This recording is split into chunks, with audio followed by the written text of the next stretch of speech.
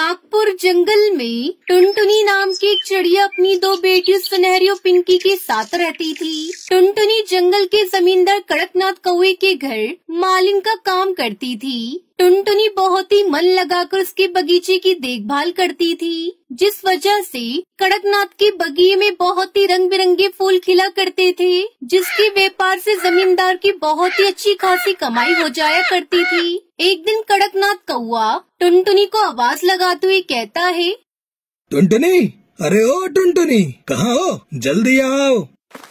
मालिक की आवाज सुनकर टुनटुनी भागी भागी वहाँ आती है। जी मालिक, कहिए। ये बता, ये गुलाब के फूल ऐसे मुरझाए हुए क्यों हैं? ये तू कैसे देखभाल कर रही है बगीचे की? तुझे पता है ना मुझे अपना बगीचा कितना प्यारा है। मेरे बगीचे में कोई भी फूल मुरझाए मुझे ये बिल्कुल भी बर्दाश्त नहीं है।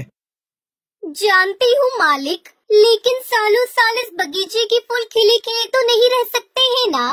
फूलों का खिलना मुरझाना तो ये तो प्रकृति का नियम है। ये सब तो भगवान के हाथों में है। जब सब कुछ भगवान के हाथों में ही है तो तू क्या यहाँ मुफ्त में पगार लेगी? चल अब जा यहाँ से। कल से तुझे काम पर आने की कोई जरूरत नहीं है। अरे मुझकरी, पर ऐसा गजब मत करो। मेरे घर में तो बेटियां हैं, वो बड़ी आस लगाकर बैठी होंगी कि मुझे पगार मिलेगा तो घर में खाना बनेगा। मालिक, मुझ पर रहम करो। तुझे एक बार में बात समझ नहीं आती क्या? जा यहाँ से। ठीक है मालिक, मैं चली जाती हूँ, लेकिन आप मुझे आज का मेहनताना तो दे दीजिए। कोई मेहनताना वहनताना नहीं मिलेगा तुझे। चुपचाप जाती है या चौकीदार को बुलाऊं?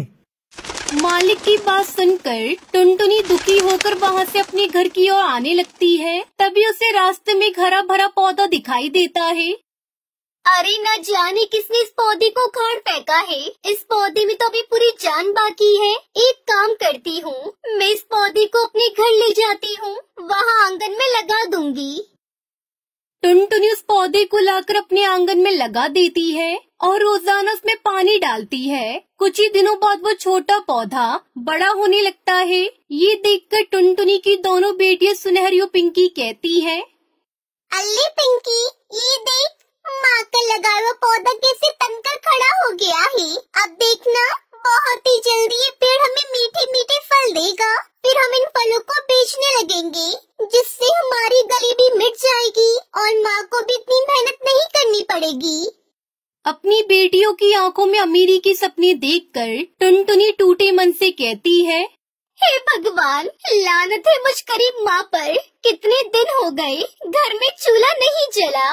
मालिक ने मुझे काम से निकाल दिया। उसके बाद पक्षियों के घरों में जैसे तैसे झाड़ू पोछा करके काम मिला। उससे भी मेरे घर का गुजारा ठीक से नहीं हो पा रहा है। मुझे तो कहीं डूब मरना चाहिए। टुनटुनी यही सब सोच सोच कर हर रोज घुटती रहती है, जिस वजह से टुनटुनी की तबीयत बहुत खराब हो जाती है और वो इस दुनिया को अलविदा कहकर स्वर्ग सिधार जाती है। दोनों बहनों के माथे से माँ का साया हट जाता है और दोनों बहनें अनाथ हो जाती हैं। दोनों बहनें कभी जंगल के पक्षी से भीख मांगकर अपना पेट भर लेती, तो कभी मंदिर की सीढ़ियों पर बैठकर भीख मांगकर गुजारा करती। ऐसे ही दोनों बहनें एक दिन मंदिर की सीढ़ियों पर बैठे भीख मांग रही थी, परंतु रोजाना दोनों बहनों को इस तरह भीख देते देते पक्षी थक जाते हैं। अब पक्षियों ने दोनों बहनों को इग्नोर करना शुरू कर दिया था और उन्हें भीख नहीं देते थे, जिस वजह से पिंकी भूख के मारे रोने लगती है। चुप हो जा मेरी बहन, मत रो ऐसे। दीदी, हम कब तक इस तरह भीख मांगकर अपना गुजारा चलाएंगे?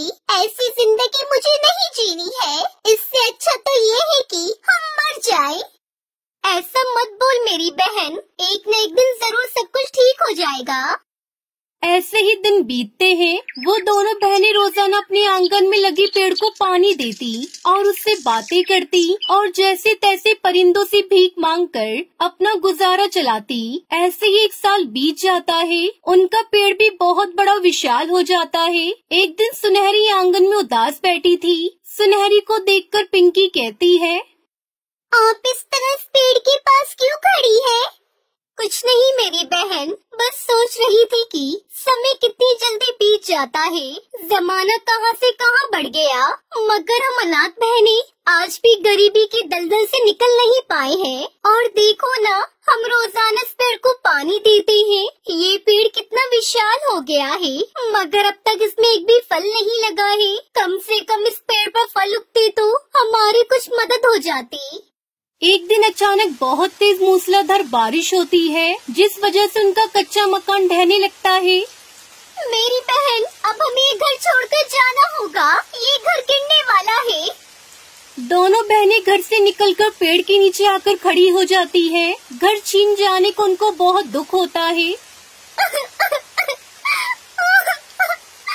क्या बिगाड़ा था हम अनाथ बहनों ने आपका, जो आपने हमसे हमारा घर भी छीन लिया। क्यों भगवान जी, क्यों आपने हमारे साथ ऐसा क्यों किया? अब हम दोनों कहाँ रहेंगे? दोनों बहनें घर के खो जाने का दुख मना रही होती है। तभी वो जिस पेड़ के नीचे खड़ी होती है, उस पेड़ पर से अचानक बहुत सारे बेशकीमती गहनों की बारिश होने लगती है, जिसे देखकर दोनों बहनें हक्का बक्का रह जाती हैं। अरे बहन, ये तो सोने हीरो के गहने हैं, मगर ये आए कहाँ से? तभी पेड़ में से आवाज आती है, अपने पीछे देखो। सुनहरी और पिंक की आवाज सुनकर दोनों बहनें पेड़ की तरफ देखती हैं। उस पेड़ पर कई सारे सुंदर सुंदर सोने चांदी हीरो के गहने लगे हुए थे, जिनकी चमक पूरे आंगन को रोशन कर रही थी। अरे ये कैसा जादू है, पेड़ पर तो फल सब्जियाँ उगती हैं, मगर इस पेड़ पर तो गहने लगे हैं।